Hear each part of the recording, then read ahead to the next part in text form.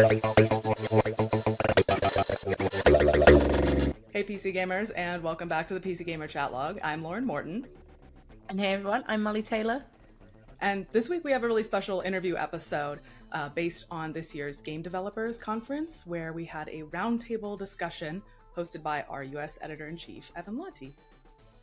Yeah, thanks so much, Lauren. So GDC is a terrific event. You know, as you know, you were there with us this year. It's a great opportunity to speak with developers and sort of listen in to their concerns and what everybody's kind of presenting in these panel discussions and whatnot. And we hosted some of our own roundtables. And I had one on the state of PC gaming, a topic that we're, of course, pretty concerned with. It's a big deal. It's a big one. So could you maybe give us a little idea of who we're going to be speaking to, who we're going to be hearing about? Yeah, it was a really nice group that we got to attend this panel. So we had Casey Yano from Megacrit, the folks that made Slay the Spire, my highest reviewed game ever on PC Gamer, as it happens. And of course, prior to this conversation, they had not announced Slay the Spire 2. So it was interesting to see, you know, what the group asked about that game and kind of the direction of that studio. We also had Eyrún, who's in publishing over at CCP Games, the folks that make EVE Online. They have a couple other projects in development. We had Michael Douse from Larian, obviously the folks that made Baldur's Gate 3. And we had Rebecca Ford from Digital Extremes, who make Warframe, and they're also working on Soulframe, which is kind of the next new game from them. So yeah, really diverse group in terms of the types of games and perspectives. You know, there was so much to talk about, and we could have kept going for a couple more hours, but I try to get them talking about, right, like what they made of the breakout hits of 2024. I think it's been such an interesting year so far with Helldivers, Palworld, Balatro, and Shrouded, you know, like these kind of out of nowhere, for the most part, games that have really taken over and what that means. Likewise, you know, obviously getting them to touch on Layoffs was really valuable. It's been also a grim, you know, 6 to 9 months here for gaming in general, and just wanting to get developers to kind of react to that and give their perspective. And certainly, you know, I like to refer to it as like atomization of gamers and communities. Like, it's one of the trends that I'm most concerned with. I really want to get their reaction. You know, the fact that so many of us are both playing games that are 5 years or older, and the experience of gaming is less universal to me. You know what I mean? It's just compared to 10 years ago, where like Mass Effect came out and everybody played Mass Effect, and then a Batman game came out, or Borderlands came out, and everyone just sort of like jumping between the same game, you know, 6 or 7 games in one year. All of us are like playing Overwatch, or we're playing Dota, or we're playing Factorio or Minecraft, and like that'll keep us busy for 3+ years. You know what I mean? And we kind of just stick in there. So, you know, to me, the landscape of what we play, how we play it is changing. But we also say that like there are these migratory gamers who jump from game to game, the latest new things. So yeah, just getting them to reckon with facts like that.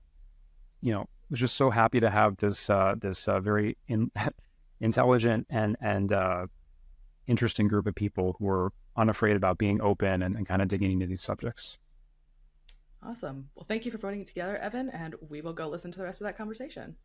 Hey everyone, this is Evan Lahti, Global Editor-in-Chief from PC Gamer here at GDC in San Francisco, joined by 5 terrific developers from around the world to talk about the state of PC gaming.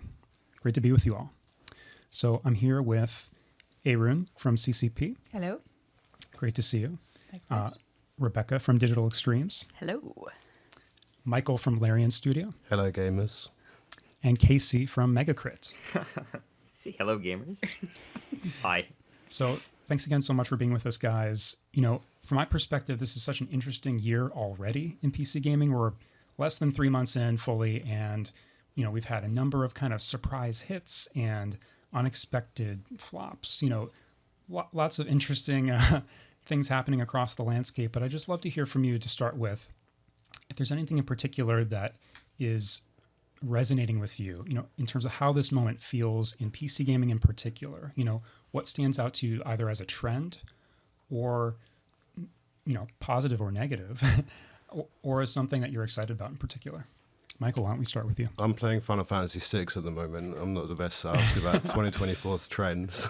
Yeah. You're about 20 years behind us, but that's all right. You'll catch up. I mean, PC is always the space to innovate on. It's where you innovate, and then it kind of trickles down onto other platforms, through console and mobile. So in terms of that, it's always interesting to look at the PC space. The trends aren't really that interesting on PC right now compared to, I think, the future of consoles and what they're doing. I have to remember in my brain right now what I know and what is NDA and what you know, and it's very complicated for a GDC. But I think it's always going to be the most interesting space, really primarily because it's the most stable space, thanks mainly to digital distribution and Valve. That's really the most interesting thing about it. It's also the most boring thing about it, which is I don't really think it changes that much. Yeah, interesting. I mean, you might say that in some ways, the trends that we're observing now, like the fact that games developed by a single person, we'll talk about Balatro in this conversation, I'm sure, that was the developer's first game ever that they had made, as I understand it. And it's a million seller already, right? And that's made possible because of digital distribution, just objectively, right? They're not competing on store shelves. We're so far removed from that era, but it's also meant that like the ecosystem allows for that more than it did 10 or 15 years ago, right? Yeah. Like if you're a product focused company, being on PC is the best because you get to cut through all of the bullshit that removes the product focusedness of the game. Everything that makes it bad isn't there anymore. So that's why you get these breakout hits. People get surprised by stuff like Powell. I mean, the guys, they took mechanics that they knew everyone liked, put them in a game that was gameplay focused, and people were like, how did that get successful? Because it was good. Like, it doesn't need to be that complicated. You know what I mean? I'm definitely going to come back to that as a point. I think that's an interesting bit of discourse we've seen on Twitter in the last few months as well. So before we get there, though, I just want to hear again, if there's any particular kind of resonant feeling for you right now in gaming as you sit here among thousands of your colleagues in game development. How would you describe this moment? How do you see the landscape as it stands, guys?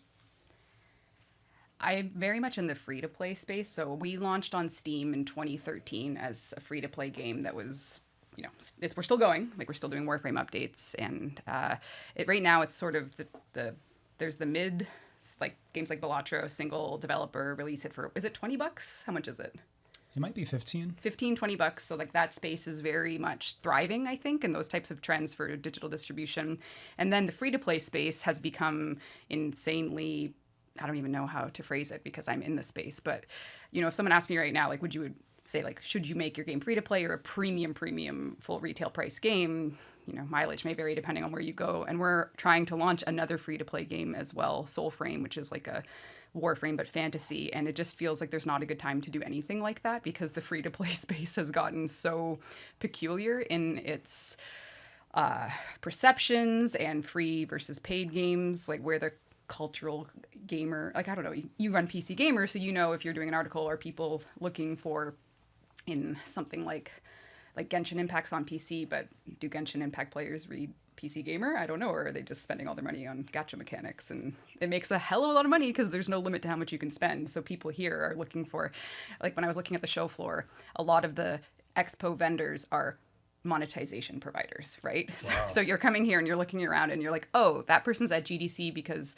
they want people to make free-to-play games so that every transaction within their game they can get a cut of, right? And that's where a lot of the business model is going. And it's like, I obviously have hot takes on that in ways, I don't know. We'll get to them, I'm sure. But, it's not really about the games as much as it is the monetization of them in some ways, which I think of present company here. Do you have any microtransactions in your games? So it's mainly based on subscriptions? Yes. Oh, okay. Yeah. Yes, okay. Yeah. And we're only microtransactions, but we do it right, air quotes, because we don't have RNG and gotcha and stuff. But that was a business decision we had to make 10 years ago to not close the company. Yeah. So.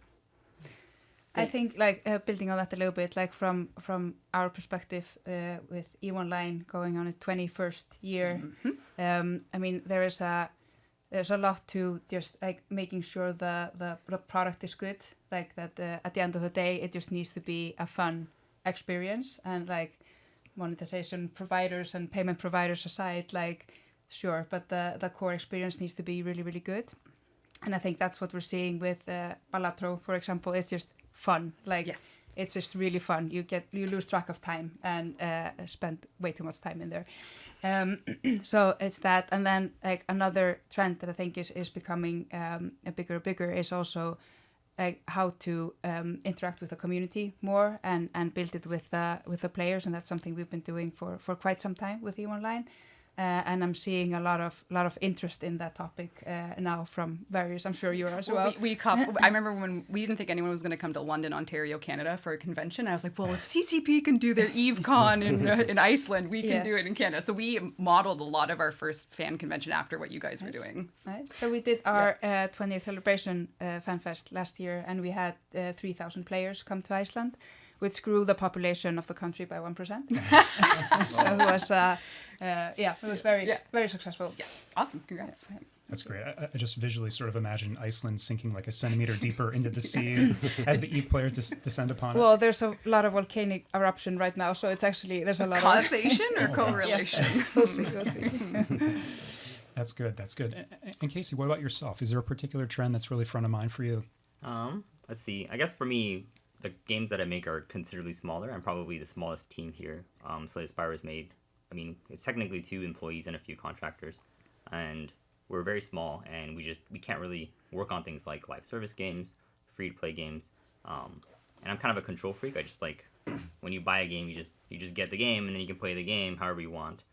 And so, Balatro and games like that coming out don't feel like a trend. It's more like it's easier and easier to make games. There's more information about how to make games.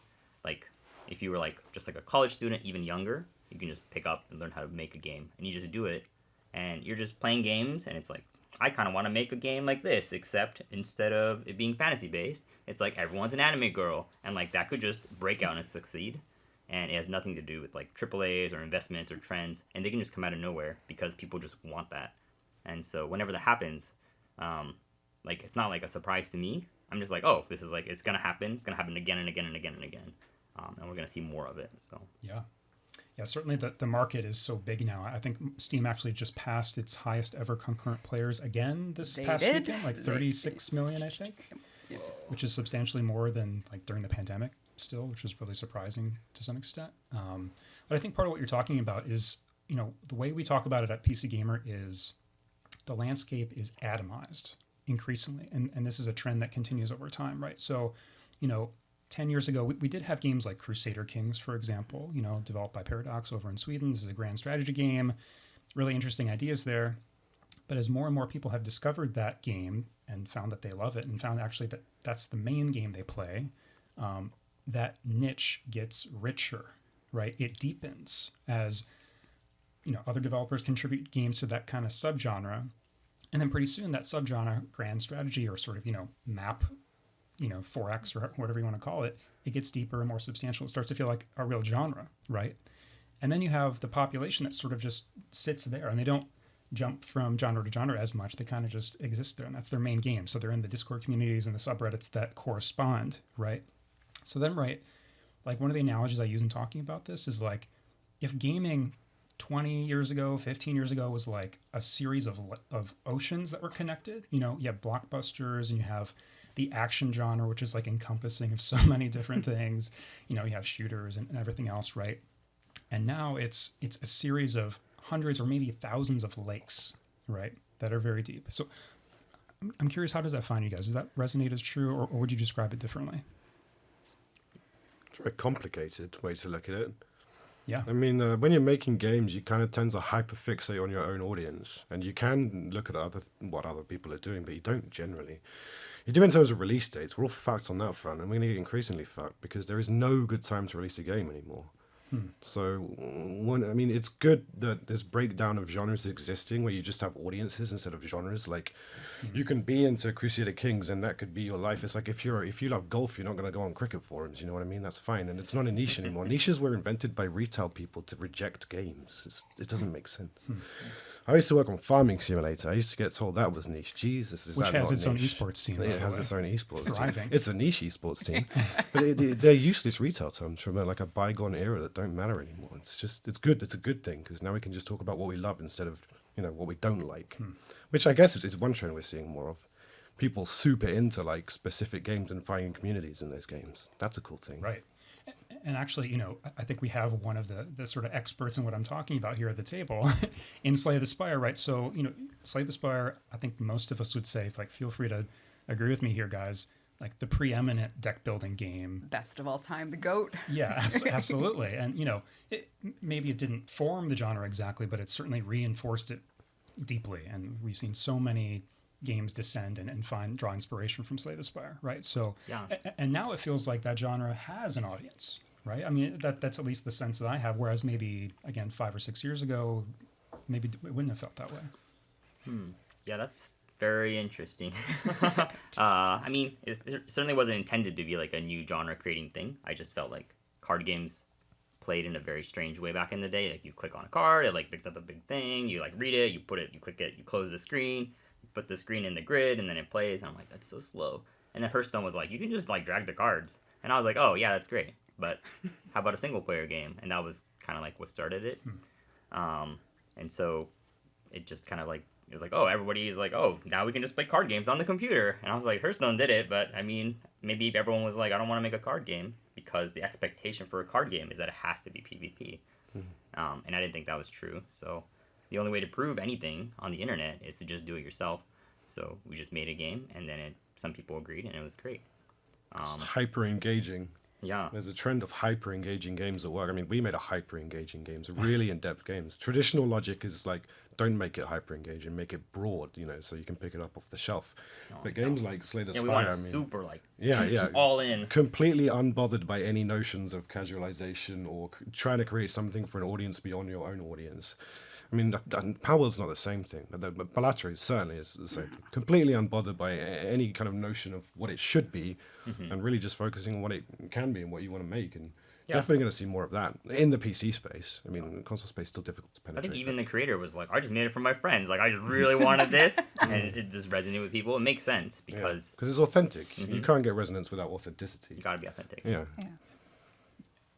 For me, it's a contrast to the sort of thinking we've seen for years in gaming, and I understand it, of sort of leaning in the direction of accessibility. What we need to do is take a complex idea and make it more accessible to a wider group of people that maybe weren't enticed by it previously, right?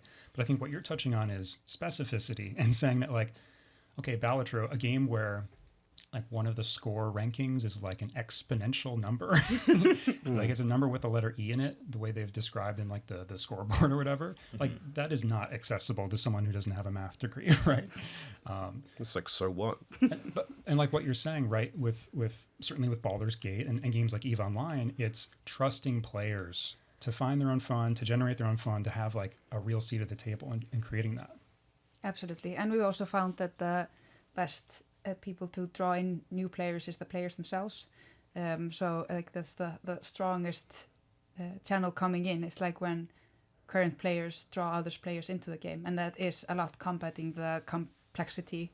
It's very deep, so you need a bit of a social support to get into it, and then players really enjoy it when they have that kind of onboarding. I'm sure you have similar. And Paradox too. Also, you sort of don't use their players, but their players do a lot of tutorialization and onboarding for the other players. Yeah, we definitely have that in a sort of online influencer sense, passing some of the more complex elements. I mean, the best video I think I saw of BG3 was made by someone online. It was like a 2-minute long rant about the game, giving situational storytelling and stuff like that. Better than any video we did to explain the game. After that, I'm like, I want to buy this. I mean, it's perfect. So without players passing what we're trying to do, I don't think we would sell any copies.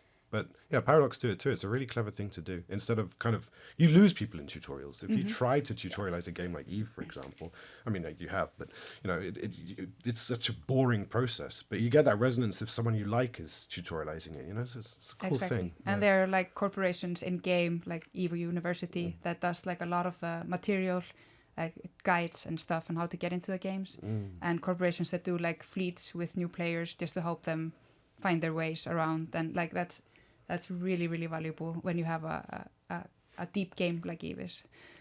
Yeah, we have a very complex game also. I Yeah. feel like in the sci-fi space, it's like, because our tech director is a huge EVE Online fan. So he'd always say, well, in EVE spreadsheet, and he'd pull something up. And then our game is notoriously complex also, but not in a spreadsheet way, just in, systems and it's like a house of cards. So without the community, we would have nothing in terms of... I don't even know how to say this, but it is very much a game where you learn because it's co-op. Yeah. There's no competitiveness in our game. Like PvP just is not a focus. It's not a pillar. So everyone benefits if someone else gets good and caught up on the game, because then they're in your squad. You can trade with them. You can go on, Warframe farming runs with people that just are learning very quickly with our very strange game. So yeah, it's very much... We don't do tutorials very well at all. Neither do we. Yeah, like a tutorial. I think I'm pretty good at it. You are. I figured. Yeah, in fact, yeah. I used to teach us your ways. Yes. The way is you have people who have never played the game play it, and exactly where they fumble, you try to figure out how could I have made them not fumble. We actually have more tutorials than people think. Then can you give me a tutorial on how to beat the game with the watcher? No, I cannot do that. Interesting, because I keep fumbling, so I'm just noticing that I'm unable to complete the game. I think the skill issue. The part of the game is you can look things up if you want to. You cannot look things up, strategies and stuff like that, right? Yeah. So it's up to you. I don't want to immediately spoil it for anybody listening. Yeah. Oh. So I think the watcher's not a spoiler. No, I meant the character exists, but okay. good strategies to beat the game with the watcher. Got it. That's kind of like the journey for yourself. And so if you can look it up. That's okay. Sometimes you're just like, what? I want to break the game. Screw this. But yeah. What are we talking about? Yeah, you're good at tutorials. Oh, tutorials. Yeah. I think even single player games have become considerably more social in that you can play a game. Someone can play Slay the Spire and be like, this game is dumb. It's like too hard or too simple. I don't get it. They're like, you live by yourself. You play the game. You're like, this game's popular, I don't get it, goodbye. But if you watch even one other person play and they're like, this is this weird thing that happened to me in the game, it's like, there's a richness that I'm not getting, and I want to get it. I want to understand it. And if you get that feeling, then you're like, I'm going to get into the game too, because I want to be like this person and figure it out, and I'm going to figure out my own weirdo things and have a good time. So it's all about the good times. The good times. Yeah. Tell me a little bit about how you guys see community in terms of, we often see this message for Kickstarters, for example, or in all kinds of contexts where developers are talking to their audiences, where they're saying something like, this game wouldn't be possible without you, right?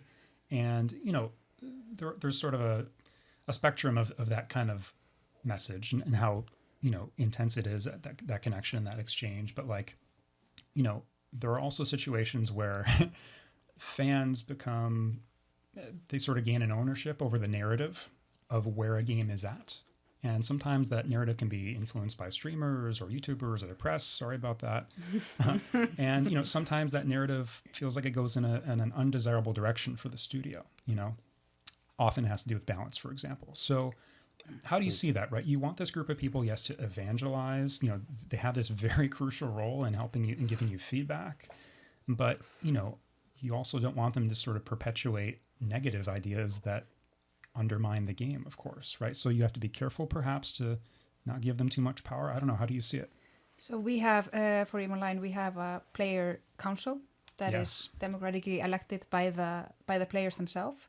And that has been a great partnership between us and the community in terms of striking that balance of getting feedback on the things we are planning to do, and also more now recently taking insights from them on specific areas within the game that need improvements, and get some concrete ideas as well from them, and then some of it can be implemented, not all of course, but we try to build that relationship and partnership with our players very directly to combat some of it.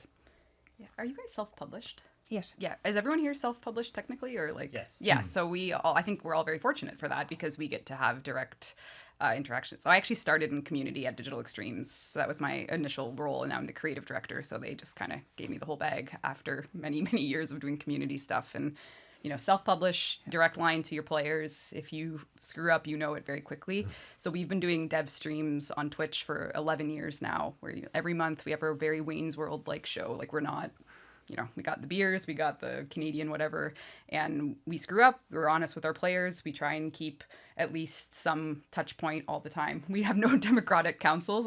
I did look at that when you guys were doing it, because we had a really rough patch for nerfs or balance and how are we going to do it, but for some reason it just didn't resonate with us to try that, because I think I was the only person on the team at the time, so we just had to go quickly, and ultimately we still have those players that joined us, and I'm sure you do too, 20-year veterans, and it's I'll never take it for granted. I think having a community that cares about what you do, it allows us all to be here sitting and talking about what we do. I mean, ownership is in the eye of the player. Literally, like in our case, you can spend $100 on a microtransaction, so you do own that, and we can't fuck that up, because $100 investment is, you have to listen. So we just try. We try, and that's it, right? Community managers are like the most undervalued teams in the entire industry, Really? to be honest. Nobody talks about them.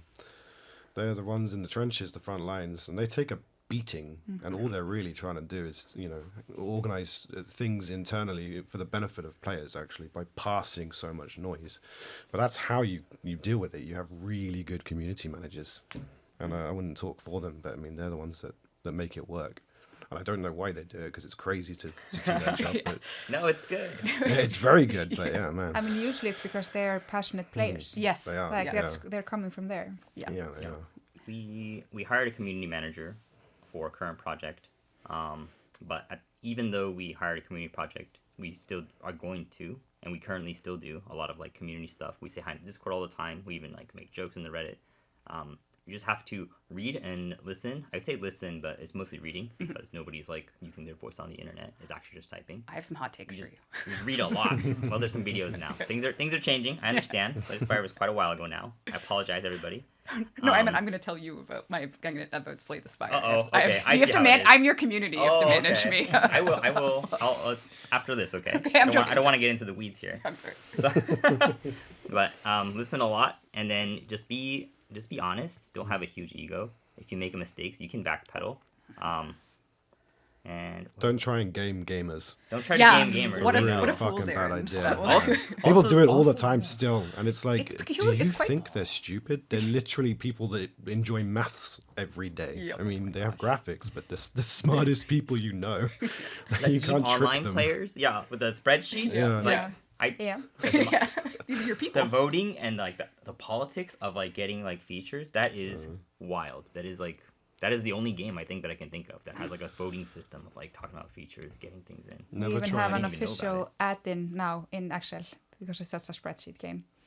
There's like a Microsoft Excel Yes. official Yes. for what though? Like for For managing, like there's a lot of like things that need to be managed, like from like corporation. But is CEOs it and like for like finances at the end of the day, or is it like management of and resources okay. and projects and like like pivot table? But Yes. Did you do air quotes for finances? That's real Eve money. You can't no, be doing that. I listen. My mistake. I'm sorry. It is real money. I apologize to those players. I'm sorry. I'm okay. sorry. I'm not. Our tech director is. I have all the. I've seen it. I've seen it all. It's so cool. Alright. It's real. It is fun to imagine someone, fighting a space pirate or, conducting warfare in EVE Online while, balancing the books Yes. on another monitor or something. Yeah, I'm sure that sort of thing goes down. That's great. Wasn't there someone that was actually in office somewhere that was an EVE Online player? Or am I making this up? Like an elected official turned out to have like a real like actually led a business as well, like a really famous CEO or something. I yeah, forget. there are a lot of stories. Yeah, like okay. that, yeah. Those always stuck with me. That's Yeah. obviously not this specific. So that's so cool. Yeah. Are you saying the game attracts certain people? I am just saying to reinforce that there's no better training tools for some lines of work than video games, like Yeah. rating or, I agree. like. And yeah. we've actually done some research on that. I'm sure, yeah. Like there's a lot of skills that are acquired through playing the game, Of course. and a lot of cool stories about people that have now funded their own companies and manufacturing business and logistic business and human research and like branding and all kind of different things as a result of like learning new things of playing the game. Incredible. It's actually incredible. Yeah, it's so good. So, certainly one of the moods at this moment in gaming is sort of this interesting confluence of the best of times and the worst of times. From a gamer's perspective, I think they're seeing incredible new unexpected games on a monthly basis or even quicker this year so far. We've got this seminal generational RPG that we're still playing, many of us from back in August. Just a tremendous lineup of things that are kind of on the other side of the pandemic we've been playing for the last few years. At the same time, of course, thousands of developers have been laid off. This is an unfortunate trend that's continuing at some of the biggest publishers as well as... Unfortunate trend. Yes. Fucking travesty. Yeah. and certainly... Say it like it is. And certainly you all have a shared perspective in that, like, you are self-published. You're not owned by these giant conglomerates necessarily of, in the cases of like EA Owned by and Tencent. and others. Well, we're not. But I almost want to gauge your optimism versus pessimism versus something else. How do you sort of integrate those two feelings, and how's it going with you? Well, I got really Yeah. angry at Dice and did a speech. Yeah. That's how I did it. It's very hard. I mean, here, it's at GDC too. I mean, the mood is sour. I mean, it just is. I mean, if I know people who have been laid off, and I know people who know people. I don't know anyone who doesn't know someone who hasn't been laid off. And it's permeating that much. And they're doing it because of a bunch of really disconnected mistakes, bad investments, bad ideas. This idea, and this is the coolest thing about the industry now, and why we're very lucky in what we do. You cannot predict anything anymore. You can't predict anything. You can try your hardest. If you make a game really good, then you'll have a chance of success. But you can't predict. So you can't pick release dates. You can't really budget. You don't know how expensive money is going to be in 2 years. So the foundations of a big company are predictability, right? That's how they survive. They go by the books and they're slow to adapt. Without predictability, you can't survive. Now you can't predict. What's that going to do? So am I optimistic about big AAA corporations? No. Do I care? I'm very optimistic about people that are laid off and then create their own studios, because they have an incredible opportunity to really just go direct to the players and make the games they always wanted to make. So there's a flip side. I'm optimistic about the quality of games that will come out, and I mean, that's really what I care about, because that will fuel these jobs and that will fuel their fulfillment and their happiness. So maybe it is time to rip the Band-Aid off. I don't know, but it's I don't like it. I don't like these layoffs. That would be a weird thing to like. No, it's just I don't think anybody would be like, yes. Yeah. well, we're in a weird situation, right? Because we're doing like we're doing the victory lap, I guess, is what people are telling us, and there's a lot of stages. Yes. So we're supposed to be like holly jolly on stage, like, thank you so much for this award. This is great, and it is great, and recognition for the team is amazing. But at this stage, we've done that, and it's kind of time to say, well, what about them? Yeah, We and can't just congratulate ourselves forever. when I started at Digital Extremes in 2011, that was the a certain generation of consoles where everything was a publisher model, and we had a contract dry up, and we actually did our first we were a very small studio still, 100 something people, and small relative to the types of games we were making, and we had to do layoffs at that point in time, and that was when Warframe was born, because the whole studio was going to close. We had a month left of payroll, and it's like everything's going to be gone unless Warframe can get out the door with a small team making it and just self-publish and honestly just pray, right? And it worked enough that we hired some of those people back that we originally had to lay off, and then here we are in the industry's ebbs and flows, and we had to do layoffs again. We closed a division, which was awful, and even speaking on it on a podcast of this format, it just makes me feel dirty because I wasn't impacted. I know people that were, and it's just disgusting. And no one, well, it's obviously upsetting, but it's more upsetting for the people that were affected. So I can't speak on it more than that, but it happened, why did it happen, and why does it still happen? And at our scale, it shouldn't have happened. But then you look at the scale of the huge juggernauts that are pushing that, AAA and what's going to happen there. And I just think it's more the actual players they don't want to be marketed to at all. Marketing's dead. Marketing is dead. Marketing is dead. It truly Yeah. is. No, but it truly is. It is. Like, I can back this shit up, man. It is, and I There's mean, no channels anymore. It doesn't work. It doesn't work. Self-publishing is much more interesting for the developers, in my opinion. I mean, I'm marketing specialists and publishing. When you're part of the development team, as in your case, it's a very weird thing. Like generational changes, I don't know if you like the average age of the Baldur's Gate 3 player versus, we don't do demographic data. 86. Is that right? I mean, we don't we don't collect farmer, that. We don't have any of that info for us. And I always just guess. Like, I guess some 20-year-old dudes would like what we're gonna do, but I have no idea. So probably one or two. But try to stand that idea up a little bit more if you can. Like, what do you mean when you say marketing is dead? I heard you say Oh, it sure. multiple So, times back to yeah, back to please back. tell Yes. me. 'Cause So I- you used to have marketing and communication and PR, right? Yep. Marketing was essentially a retail theory. So you're trying to get your box on the right point of the store shelf, and you have partnerships with retail stores and all of these things. Those pipelines are gone, right? Yeah. And then you've got the internet where you've got X, Twitter, whatever. Nobody is looking at ads anymore. People are on YouTube Premium now. Games journalism is crumbling. I mean, can we be honest? I mean, it's like our industry. We can talk about layoffs in hours, but I mean, it's not great for you guys either. It's a volatile landscape. It's a volatile Online landscape. media in general, for sure. Yeah, that's a diplomatic way of saying it. But all of the channels that we would usually market through are no longer really viable. And so what their function is also reduced by the fact that players kind of just want to be spoken to. They don't want to be bamboozled. They just want to know what you're making and why you're making it and who's it for. And they want to have their part in it. They want to have their part in it. Early access, we did early access, Yeah, huge exactly. part. They want to have ownership, and so great. You guys want to chat? Let's chat. I'd rather do that than go around the marketing channels. It's expensive. I think most of the things in terms of like games that I find, it is just like looking at like top charts and like going to like Reddit and like reading stuff. I do also, see things on like Twitter from like PC Gamer, of course, and places like that. But just what people are talking about. And so like advertisements, like from a very young age, when I see an advertisement, I'm like, why isn't AdBlock blocking this? Like, I don't even know why I see this. Like, this is crazy. Millennials always hated it, and now we have the tools to avoid it.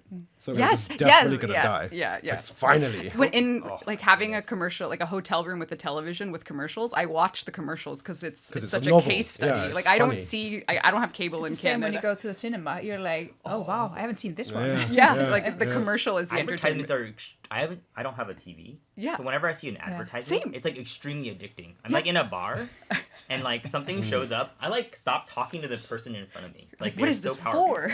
We ironically like advertisements Same. now. Yeah. But I think The good ones. Yeah. The funny ones.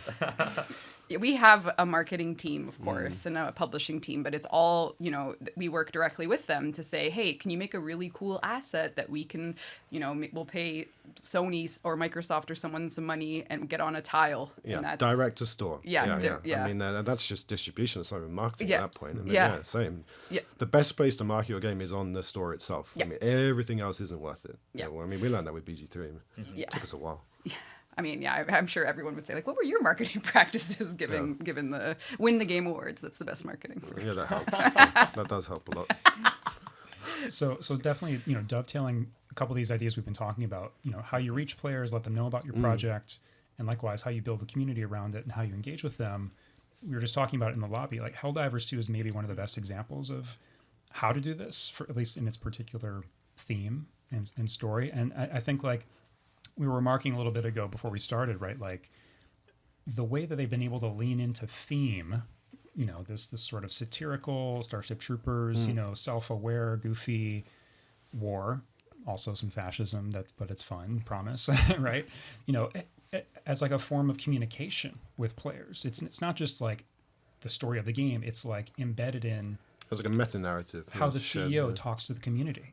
He's spreading, in some cases, like orders almost. The developer is kind of this general figure to some extent, but they're also the ones plotting against the player base with this galactic war system. And how interesting is that, right? So for me, they've been able to make this game where it is fun to say that you're playing it. It's fun to recite these slogans. And yes, they are a little bit funny because they sound like an authoritarian government in some cases, but they've been able to lean into it really successfully. How do you guys see that? Yeah, I mean, it's been really, really fun to watch, and definitely seeing like that is the game that is being played at lunchtime now, like within the studio. That's usually the go-to pick of it. Absolutely, I like using humor in the way they're doing it is really, really cool, and something that I think like players just get tired of having the same thing again and again and again. Like you need to constantly find new ways of reaching them and talking to them, and they've done that really, really well.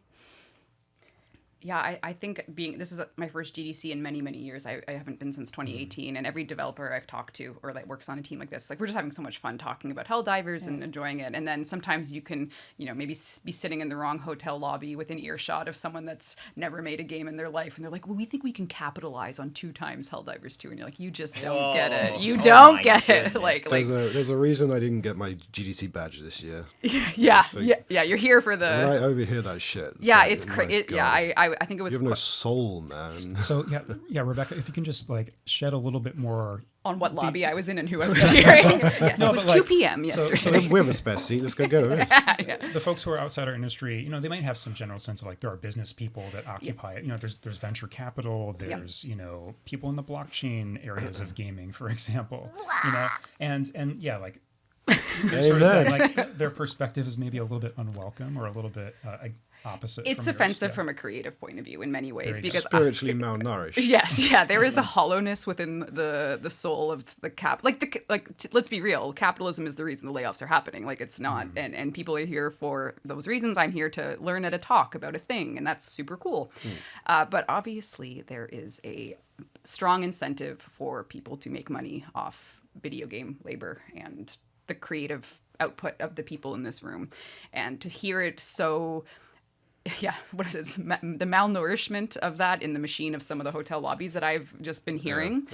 It really does. I'm not saying I'm offended, because I can only be offended on behalf of myself, but it is a business, and when you hear I can't really say this in a way that isn't going to sound volatile and or incendiary, but it's a business, and a lot of people are here for what the numbers Helldivers did, and how did we pay so much more for marketing and such, and we didn't get Helldivers results. And it's like, because you made the game for marketing, not for making the game. It's okay to make money, yeah, but the reason you're doing something should not be to make money. In games, that doesn't work. Yeah, like did you make a single player card game because you wanted to make a whole bunch of money? Of course, totally. That's why I quit my job to to pursue this very luxurious indie lifestyle. No, I definitely think that there is a problem with people thinking that it's just a formula and you just append some stuff, and you're like, if they just do XYZ, it's just gonna make more money. But that doesn't make any sense.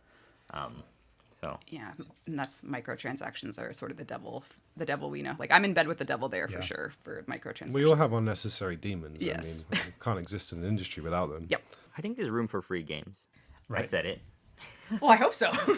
There's nothing wrong with that. It's just like people want to try games before they buy them. Like there are games like that, and some games can be very financially restrictive for certain countries, for certain lifestyles. Maybe like culturally, it's like. For some people, like their parents are like, why am I paying money for my child to slack off at school? Like this is ridiculous. Like play this free game instead. And the kid's like, I guess I'll just play these free games. So there's always going to be an audience, especially in emerging markets too. It's it's a completely legitimate audience. Yeah. So, okay, I remember what I was going to say. So, right, the notion of you have to make predictions about the future, which platforms are going to be, what games are going to cost, what business models, Well, what the competition is going to be in it. We should use AI to predict these things. Like is that where you're going? Shut down the podcast. No, it's the worst ever. You've triggered the tech bros and the gamers. But I guess, like, do you agree that a developer who's like looking at Helldivers and like, oh, we'll make something like this? That's fine. Well, the trends may have shifted entirely by the time that they were. Helldivers took 8 years to make. Don't you think it's insane, as a slight pivot deviation, that it's not a Gears of War game? Isn't that weird? If the Gears of War brand? Like, that's what it should... Like, I'm not saying... Published by PlayStation. So, nuance for the listeners at home. But it's kind of interesting to me that, like, the Gears team didn't think of that. They've got stuff coming out of the ground, bugs and shit, guys in armor. They have the satirical stuff. And it's these guys in Sweden who are a very well-established developer, incredibly smart people. But they were like, we'll do it and make it. But it's a massive creative disconnect there between... what AAA could be doing and what kind of Europe is doing. I'm a big advocate for European game scene, by the way. I think we're doing the most interesting shit right now. What about Canada? You can come to Europe if you want. Canada, we'll take you back. I think if any big companies are listen to these kind of podcasts, I would say that I'd say that taking risks is actually the least risky thing you can do. Yeah, 100%. Like people just want novelty. Like if you see a strange flavor of ice cream, you're gonna try that ice cream. Well, unless you're feeling like you've tried too many creative ice creams, you can have some safe ice creams. But I want to try the weird ice cream. Like I'm just that. saying the pineapple mint sorbet that I had the other day. There's a great Nathan For You episode where he like. I love Nathan. Nathan For You and he's Canadian, so We he's cannot making. be talking about this talk will never end. If we I just start know, talking we about need Nathan For You. But a testament to your point, people will taste the poo flavored frozen yogurt. Yes. Yes. I will. Yeah, they're trying it. AAA Literally devs, tried make the poo flavored yogurt. That's what they should be The doing. plan: make a frozen. Because indies are gonna do it. Yeah. So yeah, I mean, how do you balance these things as creative people though, right? Because again, you want to predict the future to some extent. Like there is a business purpose around that. You have to be practical at some point, but yes, you want to be welcoming of new ideas, of experimentation, of novelty, and then there's also like genre trends, for example. Like survival. Survival is a genre that is really popular. It's booming, I would say. And it's been in a really good position for the last like 10 plus years, even since DayZ and Minecraft. So how do you bring together these somewhat conflicting ideas, risk versus novelty versus predicting the future, and decide to move forward on a certain project that might take 5 to 10 years. And by that time the trends may have changed entirely. Well, the output of this industry is not defined by trends. I think the output defines the trends. The trends don't define the output. In my humble opinion. I mean, when you say that there are like dozens of deck builders that look exactly like Slay the Spire, for example. Yeah. But I think there always will be. Like for example, the extraction shooter become established. They're always going to make those like for the rest of time now. They're always going to make deck building games for the rest of times now. Extraction shooters? I was like, that genre is not explored Which yet. one is that? Escape from Tarkov. Tarkov. Yeah. I mean, Helldivers 2 is a Hunt Showdown. deviation of the. Oh, okay. I don't. Hunt play- Showdown's incredible. My God, I mean, I don't know how it should We're be. building one as well. There's the fantasy Whoa! Yeah. It Is was that exclusive news? No, Is it within it's the- already out. It's Vanguard. It's within the universe. Yes, Yeah. it's in the same universe. That's so yeah. cool. Yeah. It's more than an extraction shooter for sure, but like that element is The there latest because it's now deviation. just like a thing that is There's being there's expected. a lot of space. Yeah. Dark and darker. Oh yeah. Yeah. Yeah. We have to. Yeah, we've been making the same game for 11, 12, 21 in your case, 20. Yes, Yeah, and we're on year That's 11. wild. Yeah, it's like but we've had to endure so many Warframe killers, right? So a lot of people saw the Warframe model, what have you, or we're already working on something like it, and they're like, oh, this is this but that, or this but better, and our endurance and perseverance is in our case, I don't look too closely at why we are still alive. Like by all predictable models, we actually should be dead, right? Like if you're only relying on prediction of market trends, we shouldn't still be in the space. Oh, same. Yeah, We right. made a AAA CRPG. Yeah, It like cost you- like $130 million. Who are making these predictions? Who are making these predictions? There are literally people Here at that GDC. I paid a lot of money Yeah. to know what's going to happen, and and they are all wrong. I had a lot of shared projections for BG3 from some of the top projectionists in the industry, and every single one was bullshit. Yep. Yeah.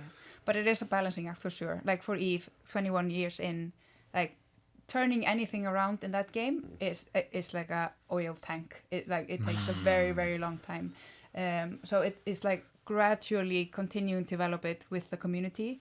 But then with Eve Vanguard, like we're looking a lot at Baldur's Gate with the early access of like how you guys were doing it. No, don't do that. I've heard that so much now. Like people are like, oh yeah, they really like what you did with community, so they're copying you now. Do the opposite. Yeah, we only did it because we had to.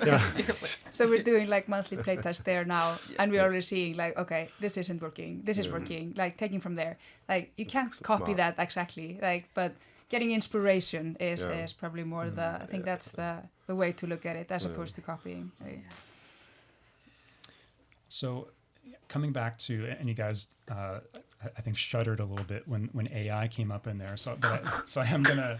Let's just all agree not to talk about it, right, guys? Yeah. Well, Okay, cool. if it was so easy and good, why isn't there an AI song yet on the top 10 charts? Like if AI is so good at what it's claiming to do for the arts and the creative, why am I not listening to the radios here and hearing like an AI song? Like there's nothing to it. It's a tool, right? I mean, if you give him an idiot a hammer, Yeah.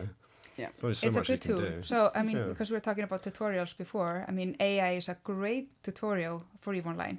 Like tapping into the knowledge and all the documentation that is out there and like, okay, what's my next step? How do I fit my ship? Where do I go? How do I do this? Like, it's a great source for that. And we're also seeing AI being used by the corporations in game now as well.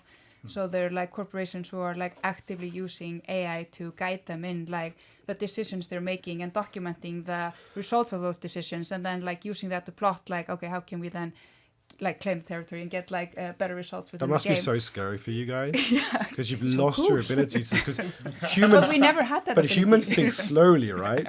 So trying to keep up with. No, but it's that such a game, player-driven scary. game. It's like we never had that control anyway. It's just like Relinquish it to. it's always in the player's hand Skynet. of building I'm and scared of the plotting AI the wars faction and doing coming everything. big I know. now. That would be awesome. Could you measure if a corporation does better because, like, would you be able to say, like the old Luddite corporation didn't quite... Luddite Corporation in space.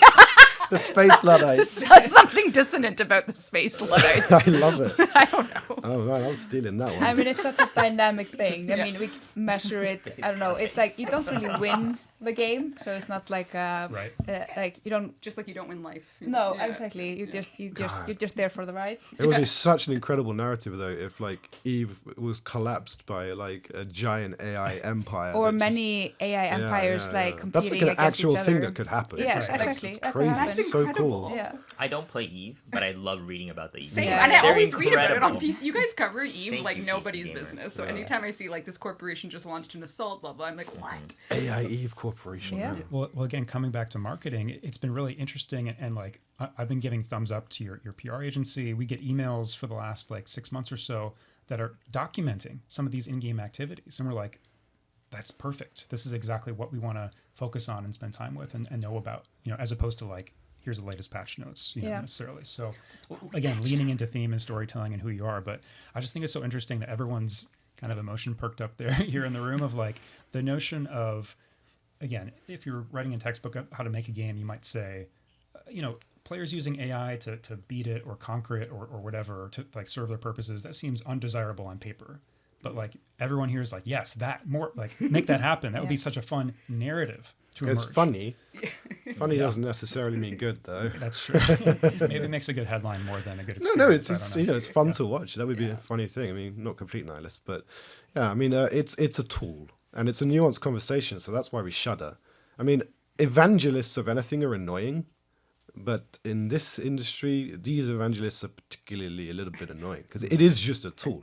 It's like if someone was running around you being like, Photoshop's amazing. You got to check out Photoshop. It's like, I get it. You know how much money we're gonna make with Photoshop? I get that you like your Can tool. you invest in And Photoshop now? you should turn Photoshop instead of like you buy it. You should make it a subscription. I'm gonna make a company using Photoshop. should invent We're gonna be Photoshop. making. Yeah.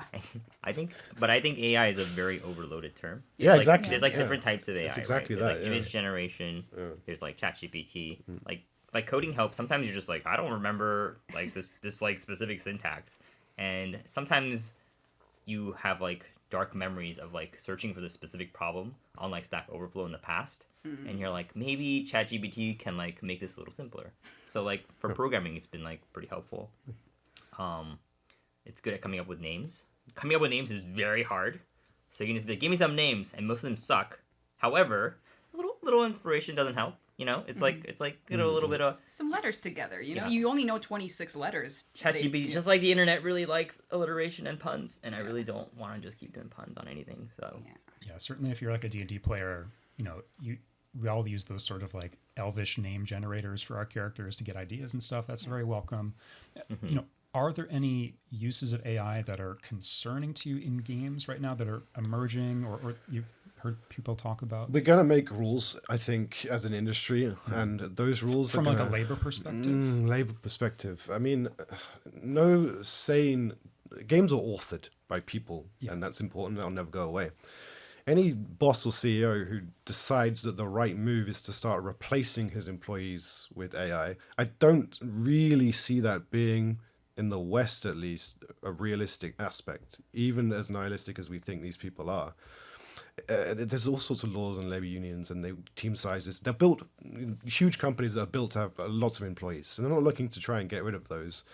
Well, they are for different reasons, but we won't get back into that again.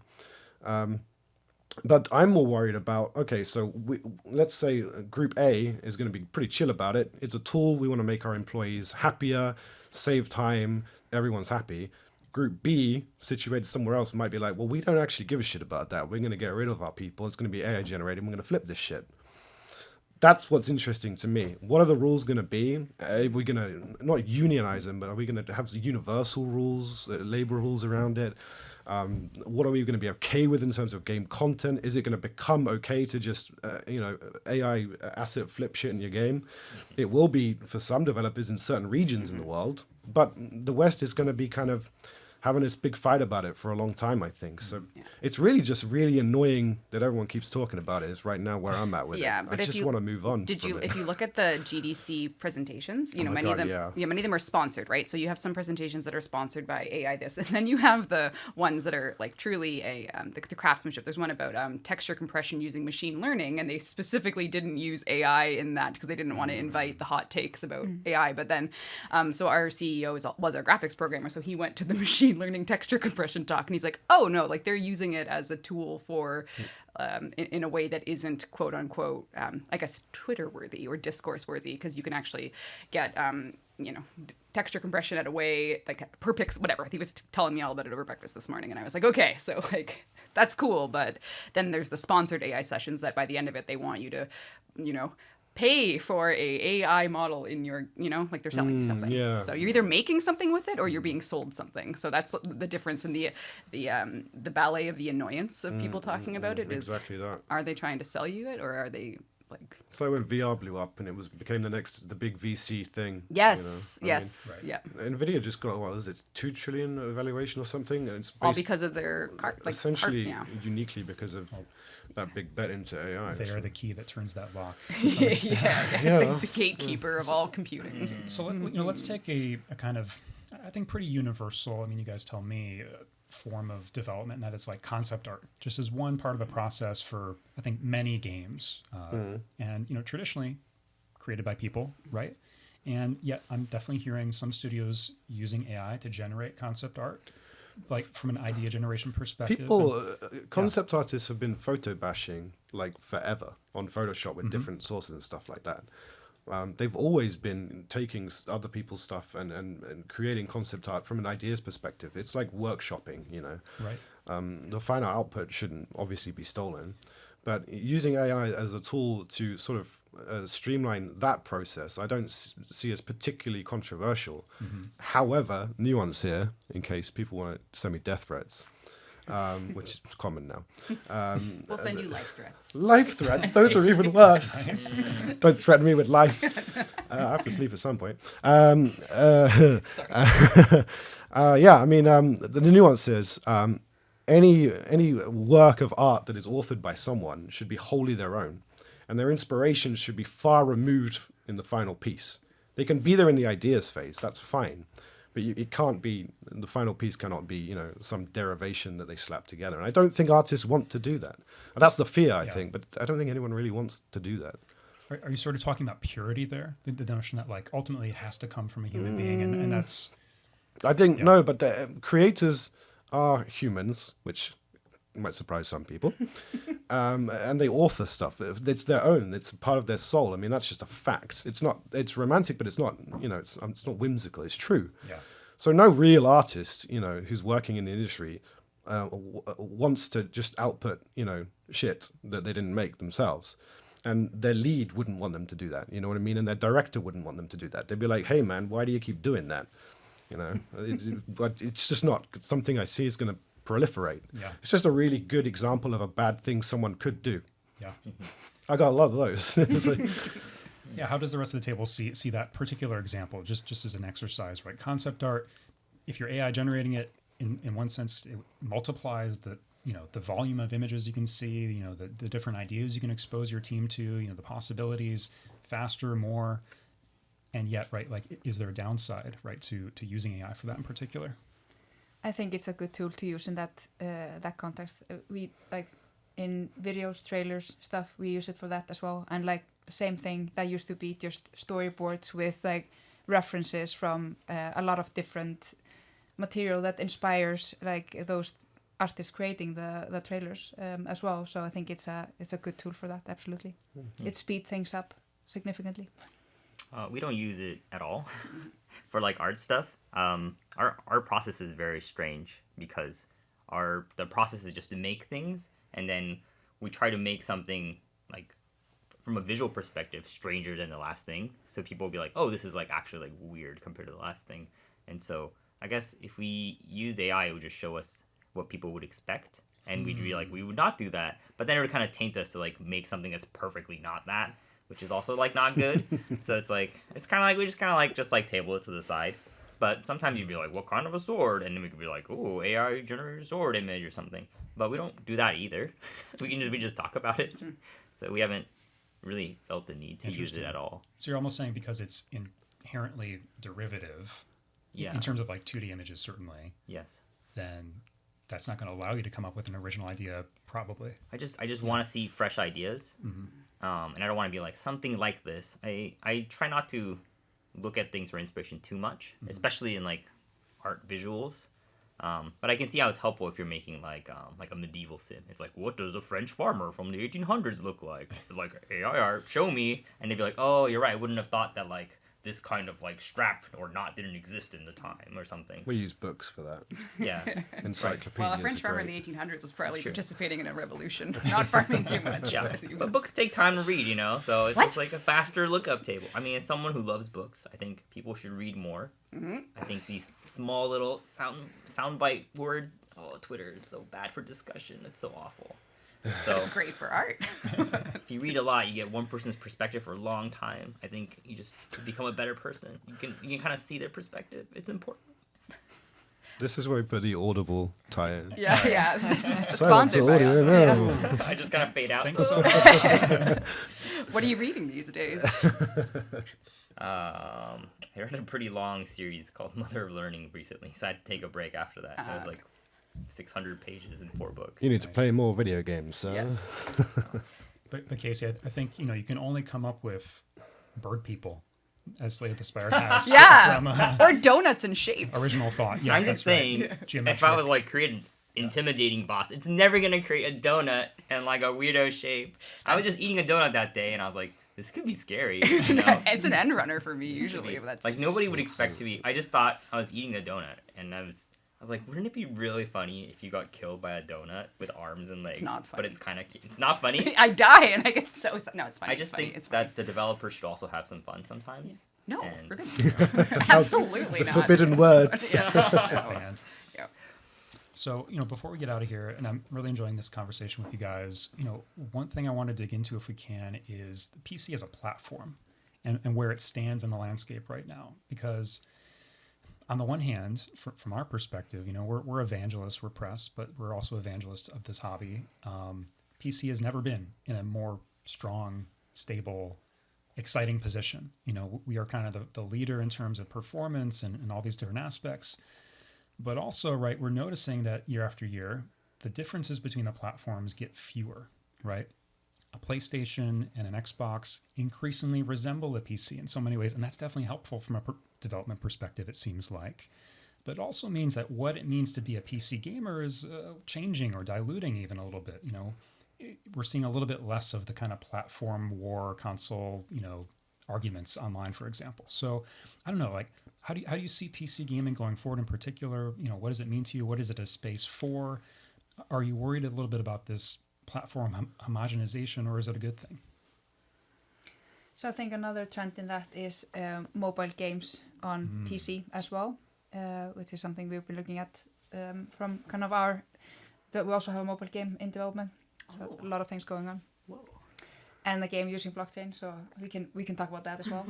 Slip that in right at the end. Yeah, exactly.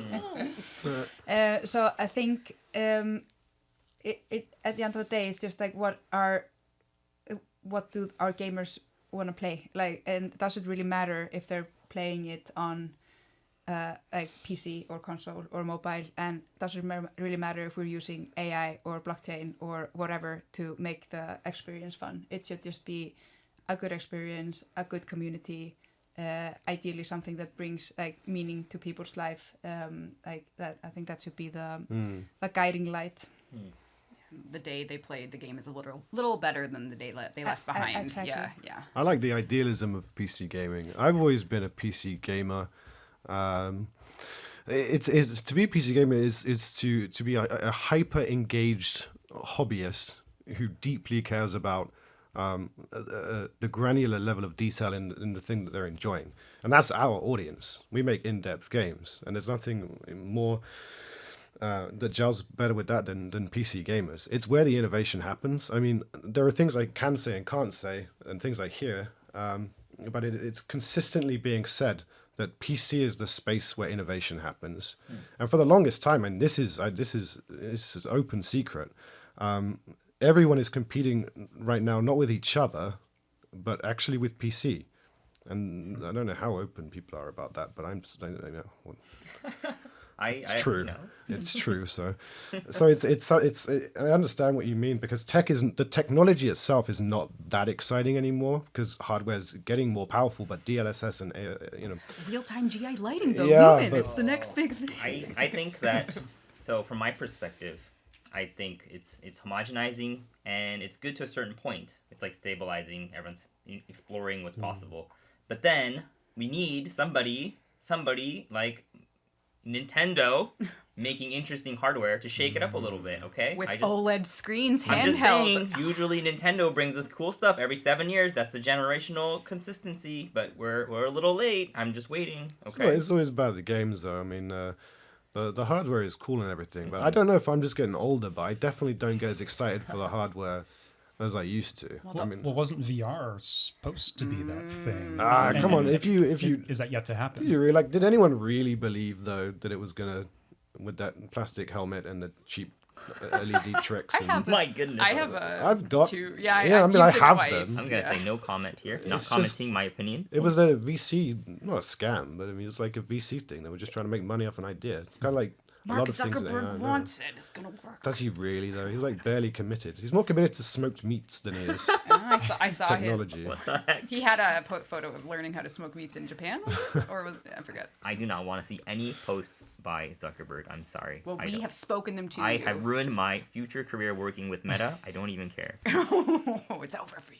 Do we have to care about them? I don't know. I have to remember if we have to care about Yeah. them. I think, I retract my statement don't. about I smoked always meats. feel like there's like gimmicks in hardware, but then every now and then Nintendo's just like, but this is pretty weird, huh? And I'm like, I'm into this. I don't want to be, but I'm into it, you know? And that comes back to risk. Yeah, Yeah. it comes back to risk, and they just employ a strategy just is very different, right? They're like, we don't want to compete in this, like, who's got like better graphics in a game. We're just gonna like, you're gonna have to squeeze like a weird circular controller, and you're gonna get jacked, and it's gonna be awesome. Ring Fit Adventure, let's go. That's cool to kind of pick your lane. I like that about them. They pick their lane and they've been doing it. Like a lot of people are like, well, where do you see the industry going? And my answer to that is fucking Super Mario. It's always been Super Mario. It's always going to be Super Mario. And like this VR was like, we challenged Super Mario. You don't even have Super Mario on VR, man. You can't challenge Super Mario without having Super Mario. So it's always going to be that. It's going to be a TV and a controller. Yeah. I mean, I know that conventional logic says it's going to be like a Ready Player One, and it's like nobody has money anymore to like invest to make that good. You know, the amount of, I mean, I'm a very like a future optimistic futurist for PC as the primary platform, at least for me, because I think it's very difficult to find free spaces to hang out these days. Like they say the library is the last free space where there's no expectation to spend money. And I think in PC game, like for me, I get home and I sit in front of my PC with my ultra wide, which will be an OLED soon once they fix the text rendering issues. And I plug myself in, I'm in my, well, it's not, none of that was free, obviously, but like the community in which I play my games with and I spend my time with, it all happens in that space that all of the, I think PC gaming is the best at community building. Yeah, I mean, look at streamers. What are they streaming from? Yeah, it's always a PC, and it's PC. I mean, games like Eve, Slay the Spire, I got in through the Switch pipeline. It was the Switch. Nintendo, I knew it. Call me Nintendo. I'm ready. It was the Switch to Steam Deck pipeline for me there, but I think it's the most important for people like in our particular age cohort or whatever. It's like the greatest potential to have optimistic border crossing community building. I have connected with more people than I ever thought possible in my entire life, all because I sat in front of a PC, installed Steam, and installed Discord and played games with them. So Discord, yeah, awesome. like these two things together as forces are just so supremely positive, even in isolation. And it's a shame that you can get very difficult times online with what we are a part of, all of us. Like the games, they're not sanitary by any means, but I cannot imagine a better opportunity to be a good online citizen with people connected through something like what we do. Like there's just nothing like it, and I doubt there will ever be anything like it again in our tech. Like it's a beautiful place to be, and it doesn't have to suck. So as I said at the start, it's boringly consistent. You know? It's always going to be that, which is great, but never going to change. That's a good thing. I love it. Yeah, it's going to be around. Yeah. Yeah, hopefully Steam will be too. Otherwise, I'm fucked. Well, They've hit 20 years. yeah. Praise Gabe. That'll be our final word. I'm wondering if you can end on Steam, actually. This ubiquitous... We all will. Even Ubisoft. What's funny, you guys might have seen the announcement they made around transferring your account. Ooh, don't look at my games library. Mom, no. Just this past week. Have you enabled that filter, hey? Is that why they enabled the other thing recently? Right. Research. But, certainly, there's such a fixture at this stage. At the same time, we've had an interesting period, not too distant in our past with like 2018-19 of Epic, really making a go at being a competitor to Steam and certainly is still operating the Epic Game Store. They certainly are. So, you can install Warframe today on Epic Game Store. Absolutely. So, how do you guys see Steam as a steward for PC gaming? Favorably, unfavorably. What's your relationship with them, and how did you see their kind of ownership of the hobby to some extent affecting the future? So my meeting before I came here was with Valve. Yeah. We keep a really good relationship with them, and we try to experiment new things when there are new things on their platform. So it's a very important platform for us, in particular after we went free to play. We were on Steam before we went free to play, 9 years ago, something like that now. But then it really took off after that. So it's a crucial part of our pipeline. Absolutely. It's great. I love Steam. I understand people in my industry are like, they get too much money, they don't do a thing. I'm like, what the fuck is the problem? It's a democratic platform. And there's like two of those, I think. Steam and the Switch 2 is also quite a democratic platform. If your game is really, really good, you have a very good chance that people on Steam will see it. You have to make an effort. It has to be good. It's not that simple, but it's so much better than for example, having to campaign for your game with somebody else for like 12 months to get their store team to care about it. We have a good relationship with Steam too, but the best thing about that relationship is that I don't really need to talk to them ever, which is my preferred type of relationship. Noted. The less you talk to us, the better our relationship. You know what we're making? You have a store, we put it on the store, and then the algorithm does the rest. That's brilliant, and it's stewards of PC gaming. I mean, I know that it's a money printing machine and everything, and a company can only be so benevolent, but it's just a great constant in our industry that is really just in fucking panic mode. So it really is a sort of bastion in that sense. I hope nothing happens to it. I mean, I like Steam. Like you couldn't make PC games for a living without Steam before. Like I made a Flash game way back when. I think I made $20, and they were like, "That's not enough money. We're not even gonna send you a check." And so I was like, "Oh right." Oh, no. But Steam came by, and it was like, whoa, maybe some people are actually making livable wage from this. I wouldn't even have a job. So it sounds like I'm not hearing any concern, for example, about the fact that there are 33 new games released on Steam per day. There's trust in quote unquote the algorithm from some of you, that like if you make something good, people will find it. But real talk. So like back in the day, you made a game for a retail chain. You didn't make it for a player.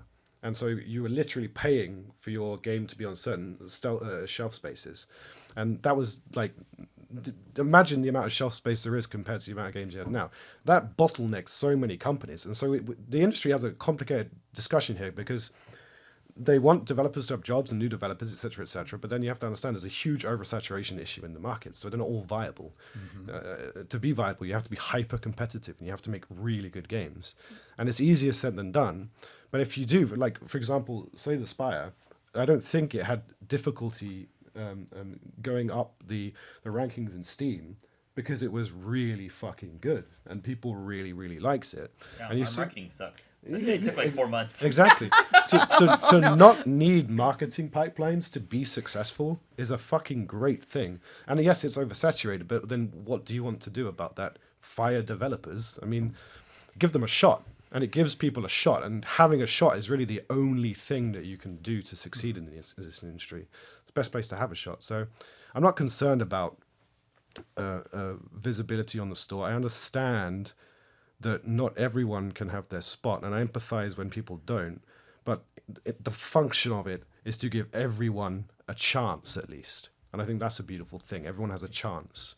I know it's easier said than done. We make Baldur's Gate 3, etc., etc. Yeah, it's like from the ivory tower of success. I will stipulate that we've really, really worked fucking hard on that game to get to a point where it was so easy. But to get to that point where the algorithm kicked in and jump started, that took a lot of fucking work. And after you get a snowball, but yeah, I mean, it gives everyone a shot, an equal shot, and I think it's a brilliant thing.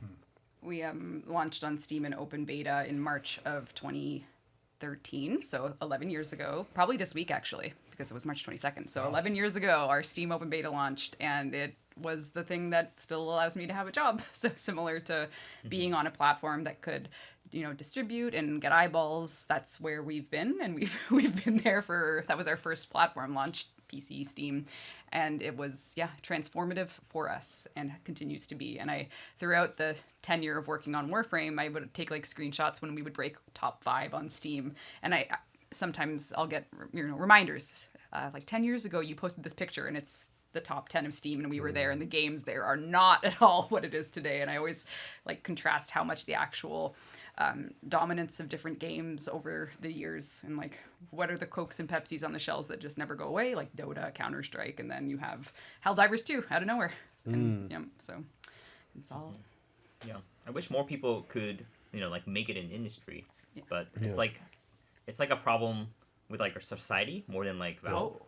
Like Valve is giving more people chances, and there's not much. It's not taking chances away. Yeah, which is it's not taking chances away. A lot of the time, these discussions kind of frame it that way, as if they're taking something away. No, they're not taking. They're facilitating something that may or may not happen. They're like lowering the barrier for like players to like get the game, download, update. Like, there's like a wishlist system. So it's like, if I'm waiting on it for sale, they're like, are you like hesitant to buy something? Like that's fine. Like we're okay with that. We'll help you. Tools. And I mean the ratings, it matters a lot. Like how you rate it on Steam, and that goes again to like, okay, you just need to put in the work and make a good game. Yes. We do love reading the reviews though, when it's like negative reviews, but there's like hundreds of hours played of the game. Damn it, I did something. I remember I played Slay the Spire on Switch first, and I was like, this is a great game. And then I went to Steam, and I had never seen an overwhelmingly positive as your guys' Steam score. I don't know how we do it. It's a roguelike. What the heck? I was like, I knew this game was good, but holy shit, it was incredible. Hyper engaging games, people love them, man. They do.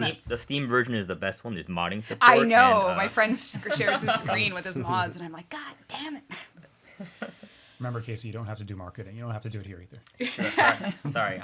I don't know how to do the interview thingies. Didn't you just try and get Nintendo's favor, and then you just said the Steam version was better? I just want to, it'd be fun to work with. It's like on my bucket list, work on Nintendo IP stuff. That'd be cool, right? Super Mario Slay the Spire. Let's do it. I'll set you up. Thank you. Join forces. No, my lawyer's going to be like, "What the fuck are you doing?" Sounds good. Yeah. Dang it. We got that yesterday. We took a picture with Ponkle about Vampire Survivors tie-in. I saw the Twitter poll. Should we collaborate? Yes or fuck yes? I stole Sven's phone and tweeted it, and then the lawyer's like, "What are you doing?" And then the fucking IP holder's like, "Oh my god, guys, what are you doing? It's GDC." Well, I voted, so does that mean I get a say? Am I a stakeholder now? What did you choose? Yes. Yeah or fuck yeah? I did fuck yeah. Hell yeah. Yeah, okay, you can be involved. So, I mean, presumably it's just Astarion is your character in that game. I don't know. We haven't he is a figured it out, vampire. man. We just had a drink, and we thought it'd be cool Just if we one? put the characters in the one game. drink? I mean, people are really annoyed about the fact that we talked about that yesterday. They'll be annoyed about this too. But no, it's just we don't really want to do like big. Like, we're not going to put the characters in fucking Fortnite. You know what I mean? Like, it's a headache. I don't want to do Whoa. emails. That is fun to think about. You should see my But Fortnite skins collection. My goodness. It would be successful, but I want to like. I love vampires. We love Vampire Survivors, and also Balatro is also a game that we're I talking don't know about. much about Fortnite. Damn I don't know why we're dunking on Fortnite. I love Fortnite. I You ain't should dunking see on my- What I'm saying is, I don't want to do any work. Oh, okay, That's okay, the okay. really key point. Is I see. It's a lot of work. Yeah, there's a lot of IP lore involved. Just It's get an AI to tiresome. generate a IP collab. We may have once done that as a joke, but that's a different story for another time. Yeah. Well, hey guys, I want to thank you so much for being with us here at GDC, sharing some of your thoughts on the state of PC gaming with our listeners and readers on PCGamer.com. Thanks so much. Yeah. you for Thanks for having having us. us. That was Yeah. cool. Thanks a lot. Of course.